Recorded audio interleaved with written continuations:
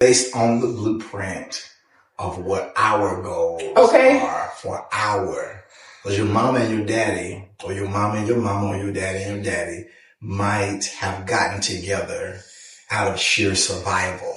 Can we say that again? It could have been a rebound. It could have been you rap, I sing. Okay. It could have been this person has good benefits. Okay. It could have been somebody trying to get some papers to legalize. There's a myriad of reasons we could have gotten married to make it right under the expectation of the church. Come on. I'm sorry, this is not my question. All right, so let's move it on. But you standing on it?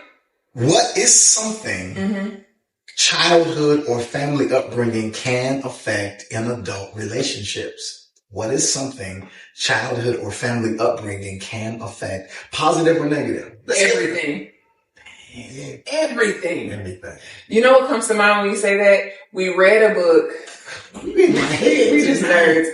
But we read a book and it was talking about relationships, because one of the things that has really allowed us to be successful is that we keep learning. We never are like, oh, we arrived. Oh, we've been together for 18 years, so we got it. No, baby, it's always something more to learn.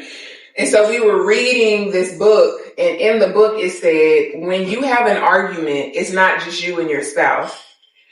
It's me and my parents, because they taught me. So their thought processes, their principles, everything that they gave me.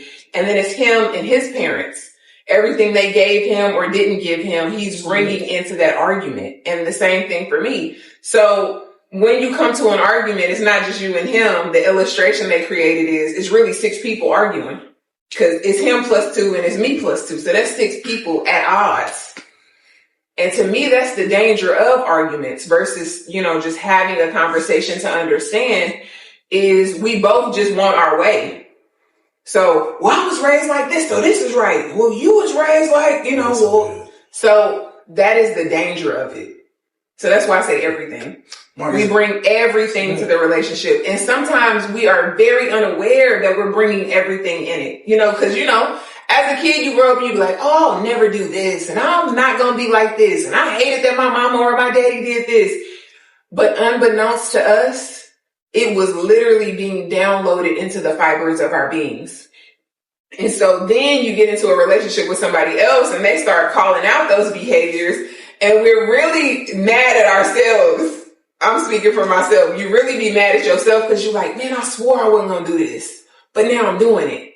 Or I swore I would never be like my mama or my daddy, but now I'm just like my mom or my daddy. And so to acknowledge that truth is to acknowledge that although I saw the error in what they were doing growing up, I have now adopted those same principles and I'm trying to use them and be successful.